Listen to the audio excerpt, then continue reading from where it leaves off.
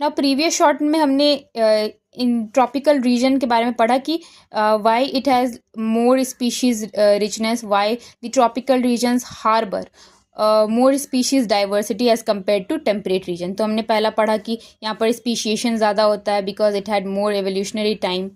And second हमने पढ़ा कि यहाँ पर सीजनल फ्लक्चुएशंस काफ़ी कम होती हैं, नेचुरल डिस्टर्बेंसेस काफ़ी कम होती हैं, एंड इस लैंड को अनडिस्टर्ब छोड़ा गया था for millions of years. And third हमने पढ़ा था कि जितनी ज़्यादा सोलर एनर्जी उतनी ज़्यादा प्रोडक्टिविटी, यानी कि प्लांट्स वहाँ पर इतने ज़्यादा पेड़ पौधे हैं, इतना ज़्यादा प्लांट्स है, इतना trees and shrubs and herbs है, वो सब क्या करेंगे, ज़्यादा से ज़्यादा बायोमास प्रोड्यूस करेंगे, यानी कि वो और ग्रेटर डाइवर्सिटी को क्या करेगा, सपोर्ट करेगा। तो these all three reasons they contribute to the greater diversity in the tropical region. Now second point हमारा है, या सेकेंड हम कह सकते हैं factor, is the species area relationship given by a natural German naturalist and geographer जिनका नाम है अलेक्जेंडर वॉन हम्बोल्ट। ये साउथ अमेरिका के जंगल्स में एक्सप्लोरेशन कर रहे थे।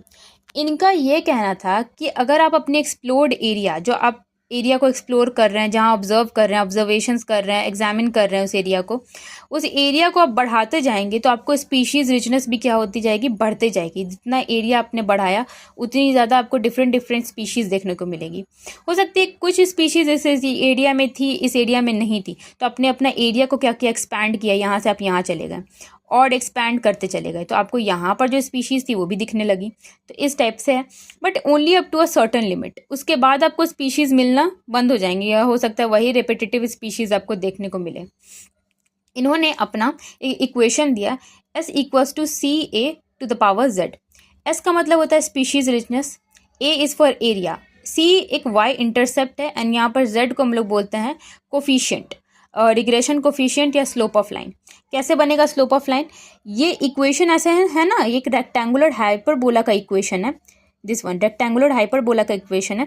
बट अगर हम इसे लॉगरिथमिक स्केल पे देखें तो आप जानते हैं यहाँ पर हम दोनों साइड लॉग ले लेंगे, तो log S equals to log C हो जाएगा, और ये जो Z है ऊपर में जो एक्सपोनेंट है वो log के आगे आ जाएगा, यानी कि log Z log A। हम लोग जानते हैं जैसे कि फॉर एग्जांपल अगर कोई log 2 होता है, टू द पावर 2 होता है, तो 2 आगे आ जाता है, and we write it 2 log 2 like this.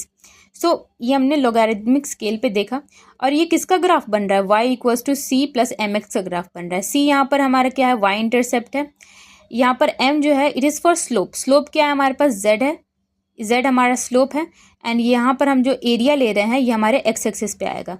तो स्पीशीज़ रिचनेस हमारे y एक्सिस पे, एरिया हमारे x एक्सिस पे। This one is the rectangular hyperbola graph and this one is log